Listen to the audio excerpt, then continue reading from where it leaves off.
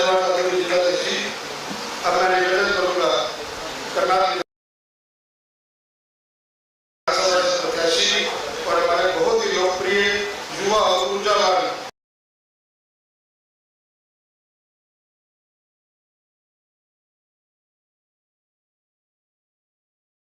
को मंच पर आए और आकर के राष्ट्रीय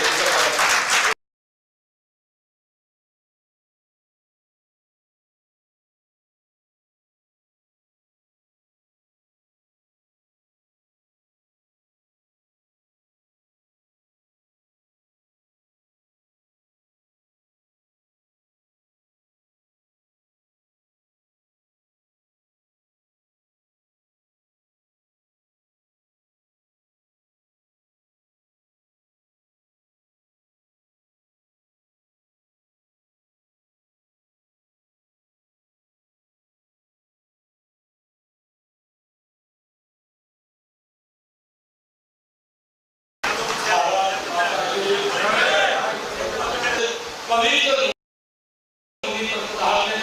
इनका बहुत बहुत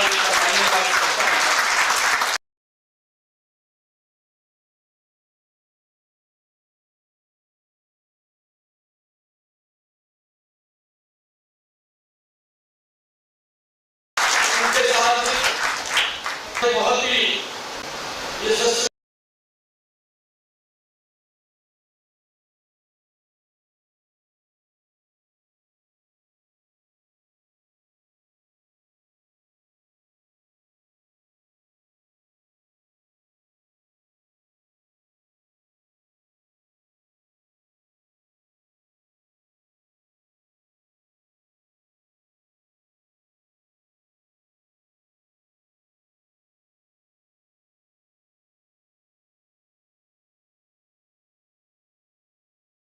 गवर्नेंस का लिखने का काम किया है।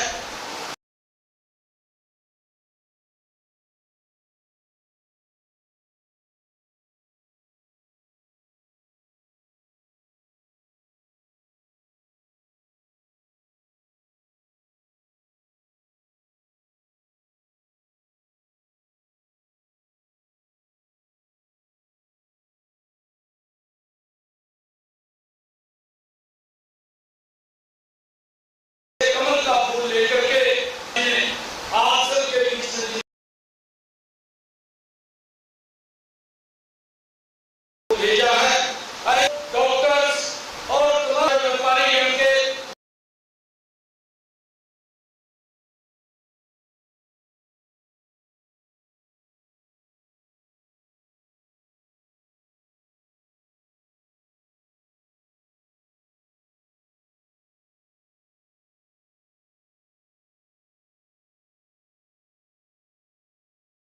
माननीय सदस्य और पार्टी के हमारे पदाधिकारी आप इस पूरी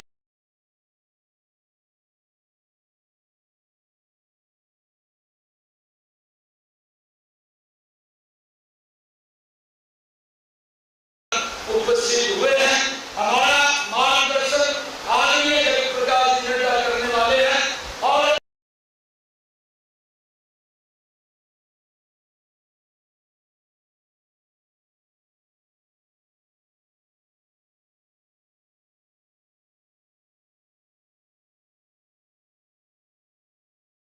संकल्प किया है जो आदरणीय नड्डा जी हमें बता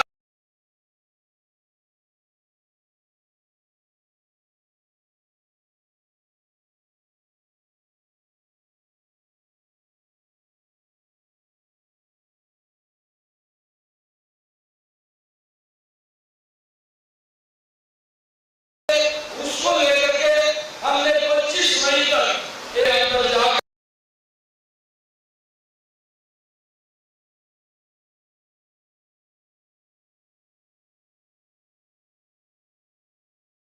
जो लोगों का भाव है कि अब की बात मोदी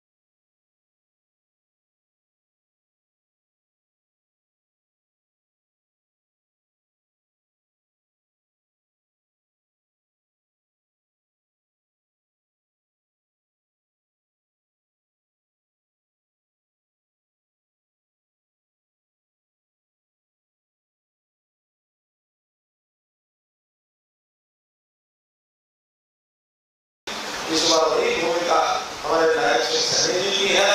मैं समझता हूँ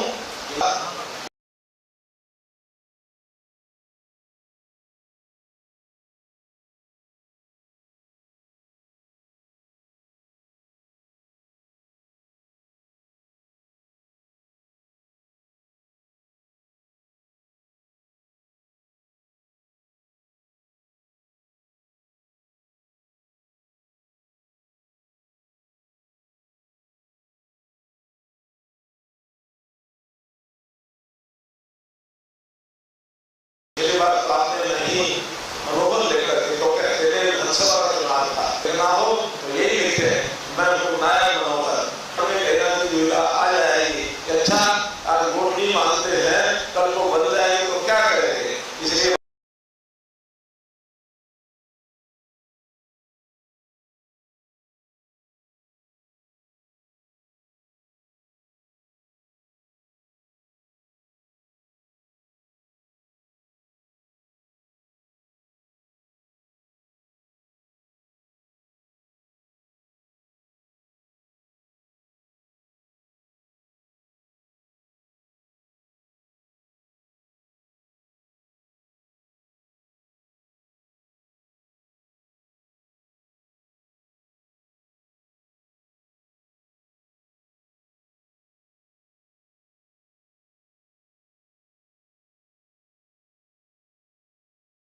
बात करता हूँ क्या केवल लोकसभा बल्कि विधानसभा का भी करनाल विधानसभा के अपने सभी वोटर्स को यह अवसर 2 वोट डालने का अवसर आया है। ये दोनों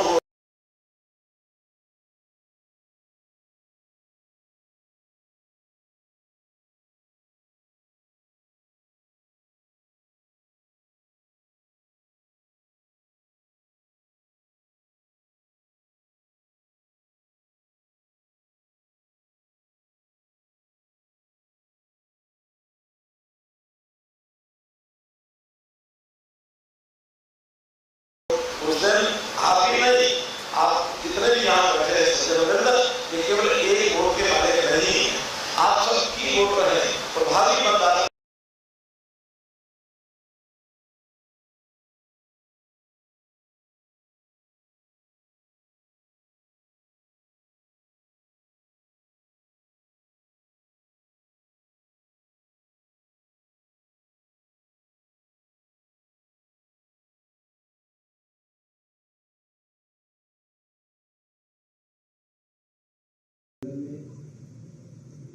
मंच पर उपस्थित हमारे यशस्वी मुख्यमंत्री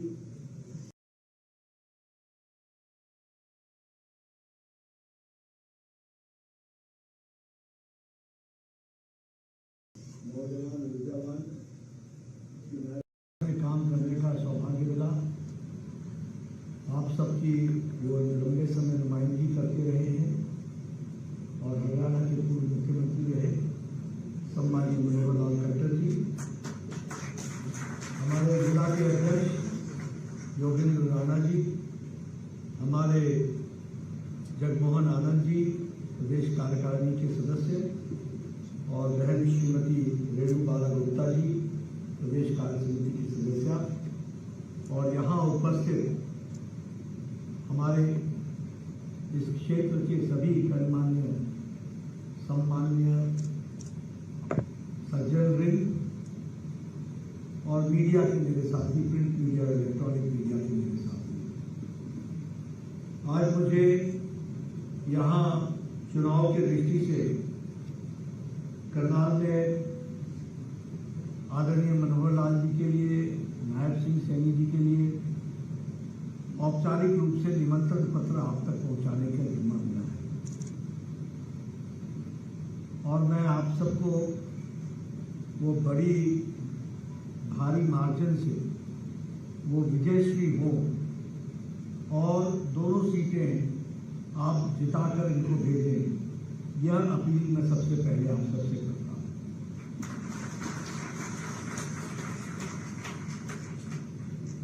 मित्रों, पिछले 10 साल में भारत की राजनीति में बहुत कुछ बदल गया। और बहुत कुछ हम सब लोगों को देखने का भी सौभाग्य मिला। यहाँ पार्टी को खड़ा करने में 4-4 पीढ़ियां लग गई, 5-5 पीढ़ी लग गई, खप गई। एक पीढ़ी तो ऐसी थी जिसने जमीनें बेचकर रखी, जमानत बचाने के लिए चुनाव लड़ा। कुछ पीढ़ियों ने संघर्ष में अपने आप को गुजारा, और आज हम सब लोग सौभाग्यशाली हैं कि हम उस पल के चश्मदीद गवाह हैं जब भारतीय जनता पार्टी एक विशाल रूप में दुनिया की सबसे बड़ी पार्टी थी। और हमारे नेता नरेंद्र मोदी जी ने राजनीति का डिस्कोर्स, चर्चा, नरेटिव, संस्कृति, कार्यशैली, रंग ढंग, चाल चरित्र, सबको बदल, सब कुछ बदल। और यह भी हम लोगों ने अपनी आंखों के सामने होते हुए देखा। 10 साल पहले यही भारत भ्रष्टाचारी देश कहलाता था दुनिया की निगाह। 10 साल पहले यही भारत पिछलग्गू देश कहलाता था।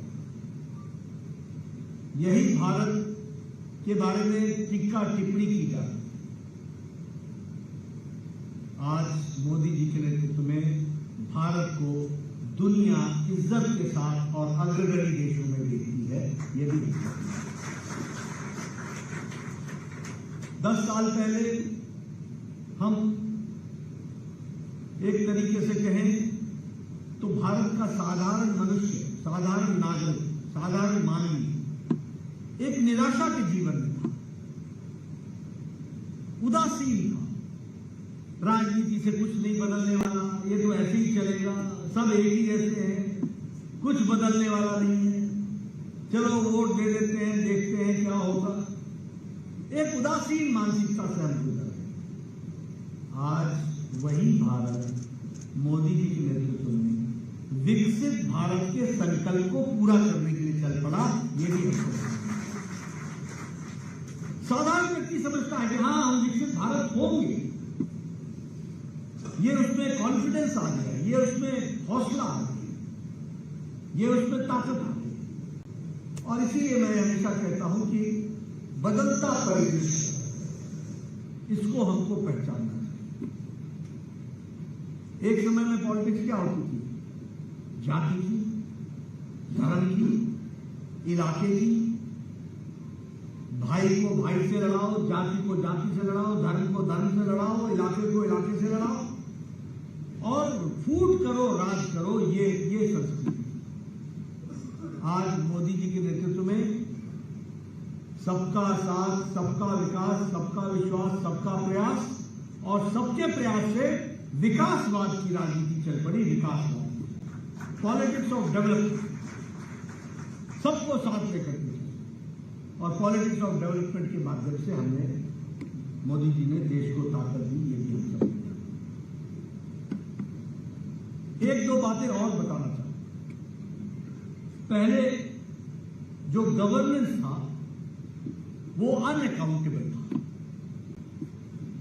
आज जो नेतृत्व है वो अकाउंटेबल है। आज रिपोर्ट कार्ड की राजनीति। मनोहर जी खड़े होंगे तो गिनाएंगे कितने हाईवे बनाए, कितना स्कूल बनाए, कितने कॉलेज बनाए, कौन सी रेलवे लाइन चौड़ी की, कौन सी इलेक्ट्रिफिकेशन किया, कौन नई गाड़ी चलाई, कौन क्या काम किया। सैनी जी आएंगे तो वो भी अपना रिपोर्ट कार्ड रखते हैं। कभी आपने 10 साल पहले किसी को रिपोर्ट कार्ड रखते हुए देखा है क्या? कभी मैनिफेस्टो को किसी ने सीरियसली लिया था क्या? आज अकाउंटेबिलिटी की राजनीति है, आज परफॉर्मेंस की राजनीति है, आज रिपोर्ट कार्ड की राजनीति। यह अंतर डिस्कोर्स में और नैरेटिव में हुआ है, जिसको हमको समझना चाहिए। आज विपक्ष भी मजबूर है कि उसको भी कहीं न कहीं विकास की बात करनी पड़े। जो उसने 70 साल नहीं किया वो करना पड़ा। दूसरी बात, पहले जो कार्यक्रम बनते थे वो ड्राइंग रूम में बैठ करके बनते, वो पॉपुलिस्ट होते, बड़े बड़े आंकड़े रख दो, किसानों का कर्जा माफ होगा। किसी को मालूम नहीं कि कर्जा किसका कितना है, माफ कितना होना है, सरकार को कितना खर्च आना है, कोई मालूम नहीं। लेकिन पॉपुलिस्ट स्लोगन के कार्यक्रमों को रख दो, सजा दो। आप बीजेपी का मैनिफेस्टो देखिएगा तो बीजेपी के मैनिफेस्टो में अगर हम कहते हैं कि ये हम सुविधा देंगे तो साथ में हम ये भी बताते हैं कि इसमें इतने 1000 करोड़ रुपए लगेंगे, जिसकी हमने कैलकुलेशन कर ली है। यानी फैक्चुअल टारगेट्स को तय करना और डिटेल में जाना, यह भी हम लोगों ने देखा। इसका फर्क क्या पड़ा है? इसका फर्क ये पड़ा है कि आज लास्ट माइल डिलीवरी, अंतिम व्यक्ति तक, जिसको आप लाभार्थी बोलते हो, जिसको आप बेनिफिशियरी बोलते हो, वह आज मोदी जी के राज में बिना सिफारिश के उस तक लाभ पहुंच रहा है। ये हमारी नीतियों की ताकत है। इसका बिना सिफारिश, बिना सिफारिश, सब कुछ डिजिटल है। फॉर्म भरो। और प्रधानमंत्री जी ने तो अभी जो यात्रा चलाई थी, उस यात्रा में तो घर घर डिलीवरी कर दी। गांव गांव जाकर के आयुष्मान के कार्ड बनाए, गांव गांव जाकर के उज्ज्वला के गैस का कनेक्शन दिया, गांव गांव जाकर, और 100% सैचुरेशन पर लाने का काम किया। लास्ट माइल डिलीवरी, ये आज प्रधानमंत्री मोदी जी की संगठनात्मक और प्रशासनिक ताकत को दिखाता है और दर्शाता है। और इसीलिए आज सारी चीजों में एक फर्क आया है। अभी हम लोग हमेशा चर्चा करते हैं, आपको याद होगा कोरोना में हम लोग लगे हुए थे। प्रधानमंत्री मोदी जी ने उस समय एक पैकेज दिया था, वो 1,50,000 25,000 करोड़ का पैकेज दिया।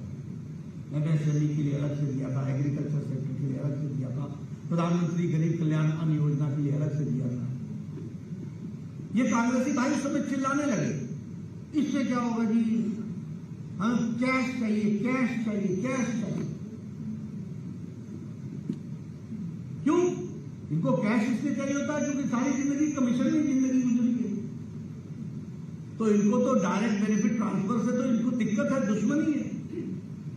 लेकिन आज उसका नतीजा ये हुआ है, उस पैकेज का कठोर फैसला कोरोना के दौरान लिया कि आज भारत की अर्थव्यवस्था मजबूत सुदृढ़ खड़ी हो गई। जब अमेरिका लड़खड़ा रहा है, जब यूरोप डबाडोल हो रहा है, जब जापान में मुसीबत है, जब चीन पिछड़ रहा है, तो भारत 11वें नंबर से छलांग लगा के 5वें नंबर पर। क्यों? क्योंकि मोदी जी ने रेवड़ी नहीं बांटी, मोदी जी ने भारत को मजबूत किया। ये प्रधानमंत्री गरीब कल्याण अन्न योजना, इस योजना ने 25 करोड़ जनता को गरीबी की रेखा से ऊपर उठा दिया, 25 करोड़। और इंटरनेशनल मॉनिटरी फंड बोलता है कि भारत की अति गरीबी अब 1% से भी नीचे आ गई है, पॉइंट में आ गई, डेसिमल में आ गई। कभी सोचा था, कभी समझा था किस तरीके की बात? लेकिन आज ये हम होता हुआ देख रहे हैं। बहुत से फर्क आए हैं। कोरोना की बात करूं, मैं कई बार सुनाता हूं, मुझे स्वास्थ्य मंत्री रहने का मौका मिला, भारत का भी और प्रदेश का भी। हमारे देश में ट्यूबरक्लोसिस को दवा को आने में 25 साल लगे, 25 से 28 साल। हमारे देश में टेटनस की दवा को आने में 28 साल 30 साल लगे। हमारे देश में डिप्थीरिया की दवाई को आने में 25 से 30 साल लगे। हमारे देश में जापानी बुखार की दवाई को और नेशनल प्रोग्राम बनने में 100 साल लगे। ये हमारा देश है। आप भी सुनते होंगे बचपन में 60 के दशक में टेटनस की दवा विदेश से आ रही है, जल्दी मंगवाओ नहीं तो पेशेंट चला जाएगा। सुनते थे कि नहीं सुनते थे? आज कोरोना आया 2020 को 27 जनवरी को पहला केस, 2020 की अप्रैल को टास्क फोर्स बैठाई गई और 9 महीने के अंदर मोदी जी ने एक नहीं 2 वैक्सीन बना करके भारत में, और सबसे बड़ी बात यह है कि 220 करोड़ डोज, डबल डोज और उसके साथ साथ बूस्टर, दुनिया का सबसे बड़ा और सबसे तीव्र गति से चलने वाला वैक्सीनेशन प्रोग्राम भारत का बन गया, दुनिया में हमारा है। और सबसे बड़ी बात यह है कि 100 देशों को हमने वैक्सीन पहुंचाई, 100 कंट्रीज, और 48 देशों को मुफ्त में हमने उनको मदद के हिसाब से 48 देशों को हमने वैक्सीन पहुंचाई। आज भारत आत्मनिर्भर हो गया, मांगने वाला भारत नहीं है, अब देने वाला भारत है। इस बात को भी समझते हैं। पेट्रोकेमिकल्स में हम आ गए, इस्पात में हम चौथे नंबर से दूसरे नंबर पे आ गए। मोबाइल में हम 92% मोबाइल हम बाहर से खरीदते थे, आज 97% मोबाइल भारत में बन रहा है। आपके हाथ में 10 साल पहले जो मोबाइल होता था उसमें लिखा होता था made in Taiwan, made in China, made in Japan, made in Korea. आज आपके मोबाइल में लिखा है मेड इन इंडिया। एप्पल भी अब भारत में है। ये भारत का आर्थिक जगत की दृष्टि से देखा जाए तो हम अपने आप को सुदृढ़ होते हुए देखते हैं। दवाइयों में हम दूसरे नंबर के मैन्युफैक्चरर बन गए, दुनिया को एक्सपोर्टर हम नंबर 2 हैं। सबसे सस्ती और असरदार दवाई आज भारत बना, और ये सब 10 साल के अंदर हुआ। आप बताइए, बुलेट प्रूफ जैकेट हम मंगवाते थे, आज बुलेट प्रूफ जैकेट हम एक्सपोर्ट कर रहे हैं। हमारे फाइटर प्लेन्स बन रहे हैं, हमारे हेलीकॉप्टर्स बन रहे हैं। आप पहले सुना करते थे कि मिग का ट्रेनिंग के दौरान पायलट की डेथ हो गई क्योंकि मिग आउटडेटेड हो गए। आज राफेल का नया बेड़ा आ गया। आज फौज किस तरीके से युक्त हो गई है ये भी आप जानते। और हजारों किलोमीटर सड़क अरुणाचल से लेकर के लेह लद्दाख तक बॉर्डर पर बन चुकी है, और 1.5 दिन के अंदर हमारी फौज बॉर्डर तक पहुंच सकती है। इस तरीके की व्यवस्था, मैं तो बाहर से आता हूं, हम और मनोहर जी एक बार लेह लद्दाख गए थे। आप पूछिए, आर्मी का कन्वॉय चलता था, एक आगे हरी झंडी होती थी, पीछे लाल झंडी होती थी, 40-40 ट्रकें जाती थी। एक ब्रिज पर जब सारी ट्रकें निकल जाएंगी तब पब्लिक को जाने का मौका मिलता था, और उनको भी 3-3 घंटे रुकने का मौका मिलता था। आज डबल लेन, कोई किसी को रुकने की जरूरत नहीं है। पक्की सड़कें और पूरी ब्रिजेस के साथ बन करके तैयार हो गई हैं, अरुणाचल से लेकर के लेह लद्दाख तक की बात। ये विकास के काम है। तो चाहे सुरक्षा का विषय हो, चाहे विकास का विषय हो, सारी चीजें। अगर मैं बात करूं तो गांव, गरीब, वंचित, पीड़ित, शोषित, दलित, युवा, किसान, सबकी चिंता होगी। प्रधानमंत्री किसान सम्मान निधि हर चौथे महीने 2000 रुपए मिल रही है। अब देखिए क्या था, वो कहते थे कि हम किसानों का कर्जा माफ करेंगे। क्या था ये आंकड़ों का फर्जी बात। 57,000 करोड़ रुपए देकर छुट्टी पा जाते थे, 57,000 करोड़। आज मोदी जी के प्रधानमंत्री किसान सम्मान निधि में 2.5 लाख करोड़ से ज्यादा डायरेक्ट बेनिफिट ट्रांसफर में 11 करोड़ से ज्यादा किसानों के खाते में जाता है। 11 करोड़ 11 करोड़ से ज्यादा किसानों के खाते में जाता है। प्रधानमंत्री आवास योजना में बार बार सुनाता हूं,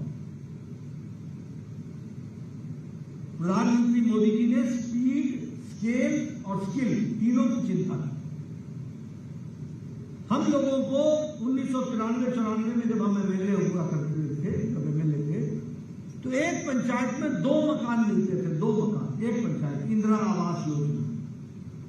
और उसमें भी जानते हैं कांग्रेसी क्या बोलते थे, ये इंदिरा जी कुछ पैसा छोड़ गई थी उससे बन रहा है। गांव में बरगलाते थे लोग इंदिरा आवास योजना। आज मोदी जी ने 4 करोड़ आवास योजना में घर बना दिए, 4 करोड़। और मनोहर जी जाएंगे 3 करोड़ घर अगले 5 साल में और मोदी जी बना करके देंगे। ये 3 करोड़। और घर कैसा, drawing room, bedroom, kitchen, gas का सिलेंडर और सिलेंडर के साथ साथ और टॉयलेट। और आने वाले समय में अब सिलेंडर भी नहीं रहेगा, पाइप से गैस पहुंचाई जाएगी और सस्ती गैस पहुंचाई जाएगी, उसकी तैयारी। ये बोलते हैं बिजली का बिल 200 यूनिट कर दिया, 150 यूनिट कर दिया, 300 यूनिट कर दिया। आने वाले समय में बिजली का बिल आपका 0 हो जाएगा, 0। प्रधानमंत्री सूर्य मुफ्त घर योजना, सौर ऊर्जा हर के घर पर लगेगी और सौर ऊर्जा से घर की बिजली चलेगी। और जो आपके खर्च से बच जाएगी बिजली वो सरकार खरीद लेगी, वो आमदनी का जरिया भी हो जाएगा। इस तरीके से व्यवस्था की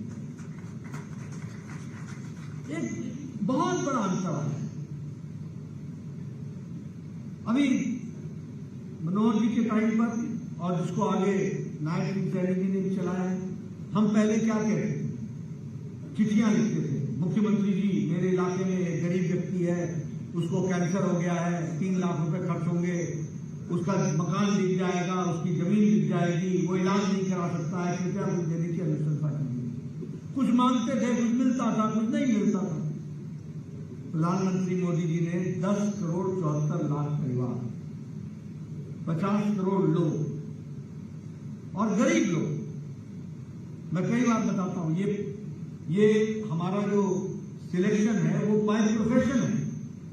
रिक्शा वाला, रेडी वाला, फेरी वाला, सब्जी वाला, ठेले वाला, बस का ड्राइवर, कंडक्टर, क्लीनर, ट्रक का driver, auto rickshaw driver, lift man, security man, बाल सैलून में बाल काटने वाला, कूड़ेदार से प्लास्टिक इकट्ठा करने वाला, ऐसे गरीब लोगों को मोदी जी ने 5 लाख रुपए का हेल्थ कवर दिया गंभीर बीमारी से लड़ने का। हर साल आप समझिए, एक बार नहीं, हर साल आपका इस साल 2 लाख 3 लाख खर्च हो गया, अगले साल फिर आपके 5 लाख खड़े, ये व्यवस्था की।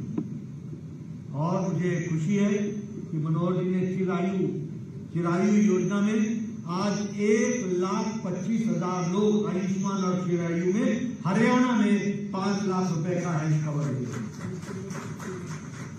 और एक खुशखबरी सुन लीजिए, मनोहर जी को आप जब चुनाव जिता के भेजेंगे, मनोहर जी को चुनाव जिता के भेजेंगे तो इस देश का कोई भी बुजुर्ग जिसकी उम्र 70 साल से ऊपर की हो जाएगी, कोई भी बहन, कोई भी माता जिसकी उम्र 70 साल से ऊपर की हो जाएगी, किसी भी जाति के, किसी भी धर्म के, किसी भी इलाके के और किसी भी आमदनी के, अमीर या गरीब, सबको 5 लाख रुपए का आयुष्मान कार्ड मिलेगा, सबको। आप बताइए, ये बदलता भारत है कि नहीं? मुझे याद है, मैं स्वास्थ्य मंत्री था, मुझे ऑस्ट्रेलिया जाने का मौका मिला एक बैठक में, वहां चर्चा होती थी universal health coverage, universal health coverage. मैं सोचता था पता नहीं अपने देश में यूनिवर्सल हेल्थ कवरेज हो सकेगा क्या? मोदी जी के नेतृत्व में दुनिया का सबसे बड़ा हेल्थ प्रोग्राम आयुष्मान भारत आज धरती पर लागू हो गया, ये भी हम सोच रहे हैं। और गरीब लोगों को मदद मिल रही, गरीब लोगों को जो कभी सोच नहीं सकते थे, और प्राइवेट हॉस्पिटल में उनका इलाज हो रहा है। और सबसे मजेदार बात यह है कि हरियाणा का व्यक्ति अगर टाटा कैंसर हॉस्पिटल मुंबई में जाकर के इलाज कराता है तो मोदी जी का पैसा हरियाणा नहीं आएगा, सीधे टाटा कैंसर हॉस्पिटल को पहुंचता है और डायरेक्ट उसका ट्रांसफर हो जाता है पैसा। इस तरीके की व्यवस्था है। देश के किसी भी कोने में आपका इलाज है, वेल्लोर जाओ, एम्स जाओ, जहां जाना जाओ, आपका इलाज मुफ्त होगा। आपको जिस दिन आप डिस्चार्ज होंगे उस दिन आपको एक मैसेज आएगा, आप डिस्चार्ज हो गए, आप बोलिएगा यस, आपसे पूछा जाएगा आर यू सैटिस्फाइड, आप बोलिएगा यस। जैसे ही बोलिएगा वैसे ही बिल सीधे कैश डिपॉजिट हो जाएगा उस हॉस्पिटल के खाते में जिसने आपका इलाज किया। कभी सोच सकते थे ऐसा भारत में होगा? और संख्या क्या है? 50 करोड़। अब दुनिया हमको डिजिटल सिखाएगी। सबसे बड़े डिजिटल प्रोग्राम तो हमारे यहां हो। आप बात कीजिए गांव की। मैंने आपको बताया गांव में मनोहर जी मेरे घर आए हुए थे, पगडंडियों से आया करते, पगडंडियों से। आज सारे के सारे गांव बताइए पक्की सड़क से जुड़ गए कि नहीं जुड़ गए? पक्की ऑल वेदर रोड हो गया कि नहीं हो गया? ग्रामीण सड़क योजना। नहीं तो गांव का मतलब तो ये होता था कि गया दिन गया हफ्ता गया, गांव गया नहीं कि गया पता नहीं किस दुनिया से निकल करके शहर में आते। आज की स्थिति क्या है? एक एक दिन में गांव वाले 4-4 शादियां अटेंड करते हैं। स्कूटर को मारते हैं किक, गाड़ी को करते हैं सेल्फ स्टार्ट और चलो एक शादी, 2 शादी, तीसरी शादी, चौथी शादी, 4 शादियां अटेंड करके घर में आके सोते हैं। है कि नहीं ये बदलता भारत? हुआ है कि नहीं हुआ? आपके यहां 100% हर घर नल जल हो गया। बहनें लाइन लगा करके खड़े रहती थी, बुरा हाल होता था। आज सैचुरेशन पॉइंट पर हम आकर के पहुंचे। इसलिए विकास के नए नए आयाम, विकास की दृष्टि से देश को मजबूत करने का काम हमारे मोदी जी के सरकार ने हर तरीके से किया है। इसको हमको ध्यान में रखना चाहिए और इसको हमको कहना भी चाहिए। प्रधानमंत्री आवास योजना में शहरों में आवास बने, करनाल में भी बने हैं, सब जगह पर इनका विकास की दृष्टि से जोड़ा जा रहा है। हाईवे, आप बताइए, आपने यूपीए के टाइम में भी अपना नेशनल हाईवे देखा है। कभी तुम ब्रिज पर होते थे, कभी ब्रिज के नीचे होते थे। घंटों घंटों पानीपत से लेकर के जाम लगता था, घंटों घंटों। मैं ठीक बोल रहा हूं क्या? आज 28 किलोमीटर के हिसाब से प्रतिदिन नेशनल हाईवे बन रही है। और आपको जानकर खुशी होगी कि पिछले सालों में 55,000 किलोमीटर नेशनल हाईवे चला है। एलिवेटेड रोड, हाईवे, मेट्रो, हर दृष्टि से हमारे हरियाणा में all India institute of medical sciences का शिलान्यास हो गया कि नहीं हो गया? मेडिकल कॉलेज आए कि नहीं आए? विकास हो रहा है कि नहीं हो रहा है? करनाल स्मार्ट सिटी बन गई कि नहीं बन गई? हजारों करोड़ रुपए खर्च हो रहे। ये हमको समझना चाहिए कि ये सरकार जो है ये परफॉर्मेंस वाली सरकार है। और मुझे खुशी है कि जब केंद्र सरकार सब कुछ देता रहा तो मनोहर जी भी पीछे नहीं रहे। इन्होंने भी नई नई स्कीम चला करके हरियाणा को पारदर्शी प्रशासन देने का काम किया और विकास की ओर ले हर दृष्टि से पारदर्शी सरकार। इसलिए मित्रों, हम लोगों को अब ये समय आया कि हम इसको समझें। मनोहर जी की मैं स्कीम्स नहीं बता रहा हूं, लेकिन एक एक स्कीम गरीब को मदद देने वाली। आप केरोसिन फ्री हो गए सबसे पहले, एनवायरमेंट में सबसे बड़ा काम आपने कर दिया। आप डीबीटी में चले गए। ये हरियाणा तो पर्चियों पर नौकरी देने के लिए माहिर था, माहिर, बदनाम था। मैं सही बोल रहा हूं कि नहीं बोल रहा हूं? पारदर्शिता से एम्प्लॉयमेंट भी मिली और हमारे किसी भी एम्प्लॉय को दर दर नहीं फटकना पड़ा। डिजिटल में उसने अपना डाला और उसकी ट्रांसफर मन मुताबिक हो गई, ट्रांसफर पॉलिसी। ऐसी कई स्कीम्स हैं। अब मैं आपसे सिर्फ एक बात कहता हूं, ये वाली सारी बातें मैं क्यों कर रहा हूं? इसलिए कि आप वोट देने वाले नहीं हो, आप उनमें से हो जो वोट दिलाने की ताकत रखते हैं। आप कईयों को प्रभावित करते हैं। आपके बताए हुए लोग, आपके कहने पर चलने वाले लोग हजारों में हैं। और इसलिए मेरा आपसे निवेदन है कि इन बारीकियों को अपने ढंग से समझाना उनको बहुत जरूरी होता है। और ये जो उदासीनता की मानसिकता से मोदी जी ने देश को निकाला है, इसको हमको आगे बढ़ाना है।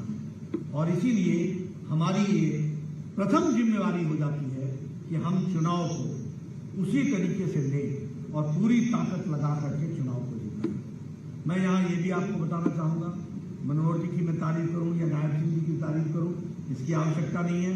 आप मनोहर जी को मुझसे ज़्यादा जानते हैं, 10 साल इन्होंने प्रतिनिधित्व किया है। लेकिन हाँ, मैं इतना जरूर कह सकता हूँ कि यह कर्मठ, पक्के और कर्तव्यनिष्ठ नेतृत्व तो इन्होंने प्रदान किया है, ये मैं जरूर कहना चाहूँगा। अपने कर्तव्य को इन्होंने दिखाया और आपकी इन्होंने दिन रात चिंता की है, प्रदेश की इन्होंने दिन रात चिंता की।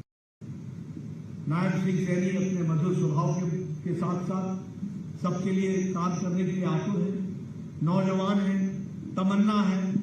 और मैं सबसे बड़ी बात कहूंगा कि आपके हाथ में तो दोनों हाथों में लड्डू है, दोनों हाथों में लड्डू। अब इसको संभाल के रखना तो आपकी जिम्मेवारी है, तो इसको भी आप पूरा करें। एक बात मैं जरूर बताना चाहूंगा, हमारा विपक्ष दुर्भाग्य आज मुद्दा विहीन हो गया है और ऐसी हरकत करता है जो कभी राजनीतिक दल तो छोड़ो, किसी व्यक्ति से भी आशा नहीं होती। ऐसी हरकतें करता है। इनको आपसे कोई लेना देना नहीं है, ये तो अपने परिवार का पोषण कर रहे हैं और बार बार बोलते बेरोजगारी बेरोजगारी बेरोजगारी। हाँ, सच्चाई है, बेरोजगार तुम हो गए हो और तुम्हारा परिवार हो गया बेरोजगार, और कोई नहीं हुआ। देश की इकॉनमी आगे बढ़ रही है। आखिर 10 लाख करोड़ रुपए मोदी जी ने इंफ्रास्ट्रक्चर में लगाया, 10 लाख करोड़, 55,000 किलोमीटर की नेशनल हाईवे बनी है। किसी न किसी ने तो सड़क बनाई है, किसी न किसी को तो आमदनी हुआ है। All India institute of medical sciences 2-2 हजार करोड़ रुपए के बन रहे हैं। सारी रेल की इलेक्ट्रिफिकेशन हो गई, 50,000 किलोमीटर की नई रेल की लाइन बिछ गई। 10 लाख करोड़ रुपए लगा है, 10 लाख करोड़ रुपए ने रोजगार नहीं दिया क्या? इनको इकोनॉमी का ई भी नहीं मालूम, ये जानते नहीं। हाँ, बेरोजगार कांग्रेसी हो गए, इसमें कोई दो राय नहीं है, और आपने आगे और भी करना है इनको बेरोजगार तो होंगे। क्यों? क्योंकि ये अपने परिवार को पाल रहे थे। सारा घमंडिया गठबंधन उठा के देते। फारूक अब्दुल्ला को उमर अब्दुल्ला की चिंता, मुफ्ती साहब को महबूबा की चिंता थी, प्रकाश सिंह बादल की हम इज्जत करते हैं लेकिन सुखबीर बादल, चौटाला परिवार, अखिलेश, मुलायम सिंह ने अखिलेश जी को बैठा दिया, अखिलेश डिम्पल को ले आए, लालू ने राबड़ी को, राबड़ी ने तेजस्वी को, तेजस्वी ने तेज प्रताप को, तेज प्रताप ने मीसा को, मीसा ने विक्रमणि को। बचा कौन? ममता को भतीजा ही पसंद आता है, बाकी सब जाओ जहां जाओ। केसीआर को केटीआर ही पसंद आता है, दामाद और कविता ही पसंद आती है। करुणानिधि को स्टालिन पसंद आता था, स्टालिन को उदयनिधि स्टालिन पसंद आता है। शरद पवार ने अजीत पवार को छोड़ दिया, सुप्रिया सुली बेटी के पीछे बेटी को लेकर के खड़े हो। उद्धव ठाकरे को आदित्य चाहिए। ये सब परिवार की पार्टियां, इनको कोई आपसे लेना देना नहीं है, और ये सब भ्रष्टाचारी पार्टियां, सब भ्रष्टाचार।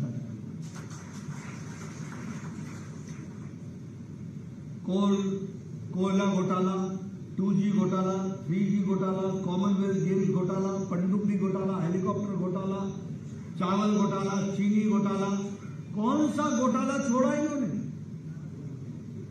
कौन सा घोटाला छोड़ा? नेशनल हेराल्ड का घोटाला, लालू यादव चारा खा गए, अलकतरा खा गए, नौकरी के जगह पर जमीन हड़प गए, ममता के मंत्रियों के घरों से जखीरे निकल रहे हैं, नोटों के बंडल के बंडल, 18 मशीनें लगानी पड़ रही है, 3 दिन तक काउंटिंग पूरी नहीं होती है, इतना तो बैंक में भी नहीं होता। अभी एक कांग्रेस का एमपी पकड़ा गया, 300 करोड़ से ज्यादा निकला, 18 मशीनें लगी काउंटिंग में, 3.5 दिन लग गए, तब जाके पता चला 300 करोड़ है। एक मंत्री है झारखंड का, मंत्री के पीए के नौकर के घर में 38 करोड़ रुपए मिले। मैंने कहा बारे मंत्री के पीए का नौकर भी लक्ष्मी मेहरबान है। ऐसे लोग ऐसे बोले भ्रष्टाचारी है कि नहीं है? सब है कि नहीं है? आप बताइए। डीएमके का उन्होंने बालू घोटाला कर दिया, केसीआर ने शराब का घोटाला कर दिया और केजरीवाल तो नामी ठग है।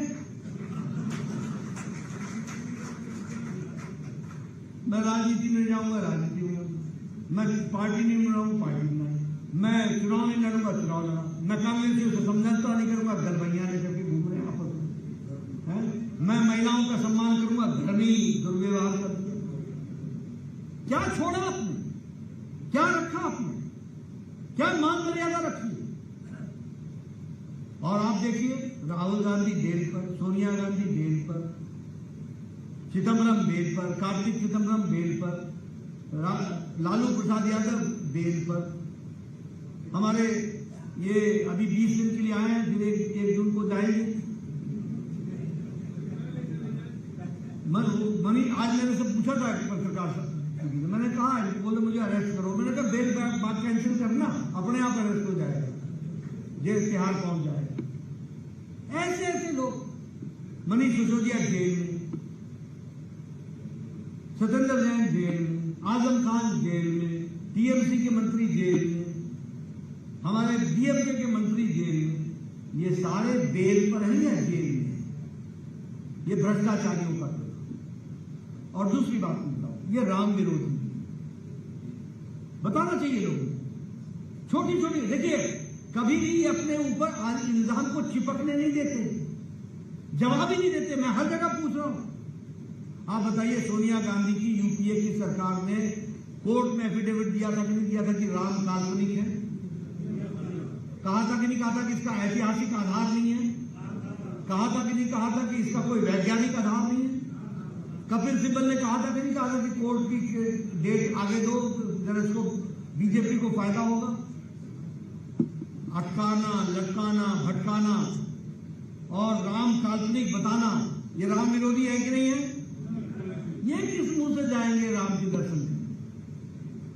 ठीक है, व्यास ने निमंत्रण दिया, लेकिन इनका जो इनका अतीत है वो इनका पीछा नहीं छोड़। ये सनातन विरोधी भी है। उदयनिधि स्टालिन ने बोला डेंगू है सनातन, मलेरिया है। ए राजा ने बोला कि HIV है। सोनिया गांधी चुप, प्रियंका ने तो सुना ही नहीं, राहुल को तो सुनना ही नहीं आता ऐसी बात, कोई जवाब नहीं, कोई जवाब नहीं। और ये राष्ट्र विरोधी भी है। मैं बड़ी जिम्मेवारी के साथ बोल रहा हूं। जवाहरलाल नेहरू यूनिवर्सिटी में, मैं बार बार बोलता हूं, जवाहरलाल नेहरू यूनिवर्सिटी में नारे लगे। क्या नारे थे? अफजल हम शर्मिंदा हैं, तेरे कातिल जिंदा हैं। आप भूल जाते हैं, मैं याद दिलाता। और भारत होंगे टुकड़े टुकड़े इंशाअल्लाह इंशाअल्लाह, लगे थे नारे। अब अफजल कौन था? पार्लियामेंट में अटैक का मास्टरमाइंड। सजाए मौत किसने दी? सुप्रीम कोर्ट के जज। माफी किसने नहीं दी? उस समय के राष्ट्रपति प्रणब मुखर्जी ने। यानी प्रणब मुखर्जी कातिल हो गए, सुप्रीम कोर्ट का जज कातिल हो गया, और अफजल के लिए तुम शर्मिंदा हो गए। और दूसरे दिन राहुल गांधी जवाहरलाल नेहरू यूनिवर्सिटी में इन लोगों का साथ देने के लिए जाता है। बोलो राष्ट्र विरोधी है कि नहीं है? कोई भी कांग्रेसी आए पूछना उससे, क्यों नहीं माफी मांगी? और आपने उसको कैंडिडेट बना दिया, कैंडिडेट बना दिया लोकसभा का। जो बोले अफजल हम शर्मिंदा हैं, वो पार्लियामेंट पहुंचेंगे। आपने ठीक कहा, ये स्थिति होगी, इसलिए ये राष्ट्र विरोधी। बाटला एनकाउंटर में हमारा शर्मा पुलिस ऑफिसर मारा गया, मोहन शर्मा मारा गया। और बाटला अकाउंट में टेररिस्टों को क्या कहा गया? सलमान खुर्शीद ने क्या कहा कि सोनिया गांधी फपक फपक के रोई। किसके लिए? आतंकवादियों के लिए। बोलो ये राष्ट्र विरोधी है कि नहीं है? ऐसे दोहरा चरित्र हो, ऐसा कारनामा हो, ऐसी पार्टियों को आगे आने दोगे क्या? जन जन की बात बीच में बताइए, सबको बताइए। अभी देखिए, मोदी जी ने 10 साल प्रधानमंत्री गरीब कल्याण अन्न योजना, आयुष्मान भारत, सौभाग्य योजना, उज्ज्वला योजना, उजाला योजना, सारी योजनाएं। कोई जाति के नाम पर है क्या? कोई धर्म के नाम पर है क्या? सभी धर्मों को लाभ मिला कि नहीं मिला? सबका साथ, सबका विकास, सबका विश्वास लेटर और स्पिरिट में पूरा किया कि नहीं किया? और आप देखिए इन चालाकी से अपने मैनिफेस्टो में लिख दिया minorities will be given special preference, they will be taken care. अब उनकी माइनॉरिटी कौन है वो भी आप जानते हैं। सीए में उनको सिख नहीं दिखता, पारसी नहीं दिखता, जैन नहीं दिखता, क्रिश्चियन नहीं दिखता, हिंदू नहीं दिखता। हिंदू तो खैर मेजॉरिटी है, लेकिन बाकी जो माइनॉरिटीज है वो नहीं दिखते हैं। मुस्लिम जो इस्लामिक देश से धार्मिक कारणों से प्रताड़ना के कारण भारत आए, उनके लिए दरवाजे खोलने का इंतजाम करने की बात। तो ये माइनॉरिटी को लाने का विषय क्या था? और राहुल गांधी आजकल कॉन्स्टिट्यूशन की किताब लेके घूमता है, कहता है कि ये संविधान है, इसकी मैं रक्षा करूंगा। अंदर से पढ़ा कभी नहीं है, जानता नहीं है क्या लिखा हुआ, जो समझाने वो बोल देते। बाबा साहब अंबेडकर ने कहा है कि धर्म के आधार पर आरक्षण नहीं होगा, और तुम्हारी सरकार ने आंध्र प्रदेश में 4 बार दलितों का और आदिवासियों का हिस्सा मार करके माइनॉरिटीज को तुमने आरक्षण दिया और कोर्ट ने उनको प्रोटेक्ट किया। कर्नाटक में तुमने बैकवर्ड का, पिछड़ा का डाका डालने का काम किया और वो माइनॉरिटीज को तुमने दिया। हमारी सरकार आई, हमने बदल डाला। हमारी सरकार कर्नाटक में चली गई, वो फिर से ले लिया। ये है इनका चेहरा, ये है इनका दोहरा चरित्र, ये इनकी सोच। ये किस तरीके से समाज में चालाकी से, किस तरीके से शुगर कोट में डाल करके जहर देश को दिया जा सकता है, इसकी तैयारी करते हैं। भाई को भाई से लड़ाते हैं, समाज को समाज से लड़ाते हैं। और इसलिए आज समय की आवश्यकता है कि मोदी जी के नेतृत्व में देश को हम मजबूत बनाएं और हरियाणा भी 10 में से 10 + 1 पूरे का पूरा 11 आप पूरा करें। इन्हीं शब्दों के साथ बहुत बहुत धन्यवाद। जय भारत, जय हिंद।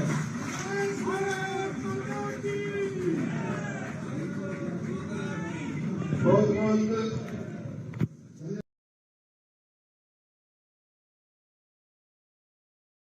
मेनका गांधी अमेठी कभी नहीं आई उसके बाद। जिस गढ़ में वो अपनी बहू का अपमान कर दें, वहां दूसरों की बहू बेटियों को छोड़ेंगे।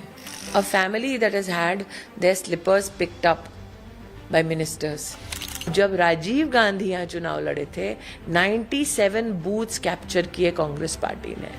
लोगों के दिमाग में ये है कि बूथ लूटना मतलब बिहार में होता होगा, आरजेडी करता होगा। राहुल गांधी या प्रियंका वाड्रा, जब राहुल जी सांसद थे,